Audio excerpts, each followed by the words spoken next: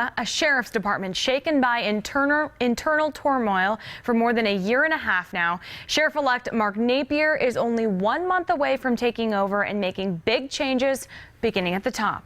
Last month, Napier unseated Sheriff Chris Nanos, appointed to that position over a year ago by the Board of Supervisors, when Clarence Dupnick stepped down before his term ended. But within a year, alleged corruption led to an FBI investigation that resulted in an indictment of Nanos' second-in-command, Chief Deputy Chris Radke.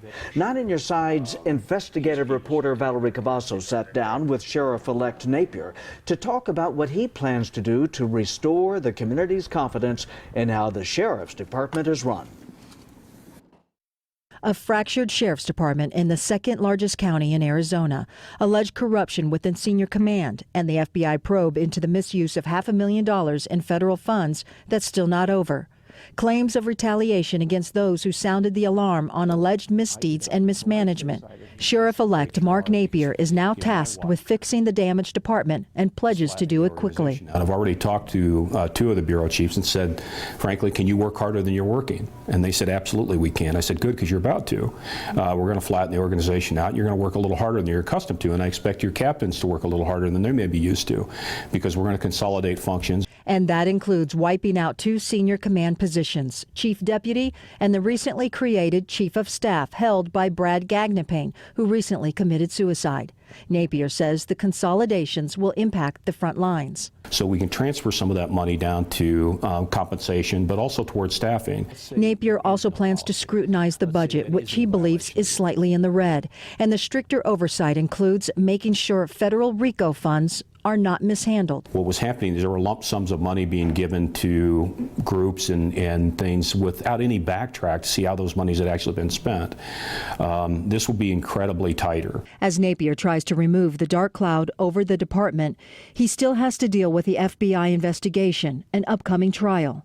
After I assume office, I believe that at some point they'll probably reach out to me and let me know more about what's going on and how those things may impact the department in the future. Meantime, Napier will look to ferret out those on his staff who contributed to the turmoil within the department. So I cannot turn a blind eye to misconduct that may have occurred before I got there and just say, okay, it's a fresh start. Well, no, it's not a fresh start. So we have an affirmative responsibility to look backward to see if there was grievous misconduct prior to me taking office. And those people will be accountable to those things. As he holds those who uphold the law to higher standards, he plans to lead by example. The union president accused Sheriff Nanos of workplace bullying and filed a complaint with Pima County, which argued the sheriff is not subject to discipline or dismissal by the Board of Supervisors. That issue raised the question, then who holds the sheriff accountable regarding claims made against him by department staff? I'm going to hold myself to a very high standard, and the administrative processes by which the county chooses to hold elected officials accountable is really a decision that they're free to make.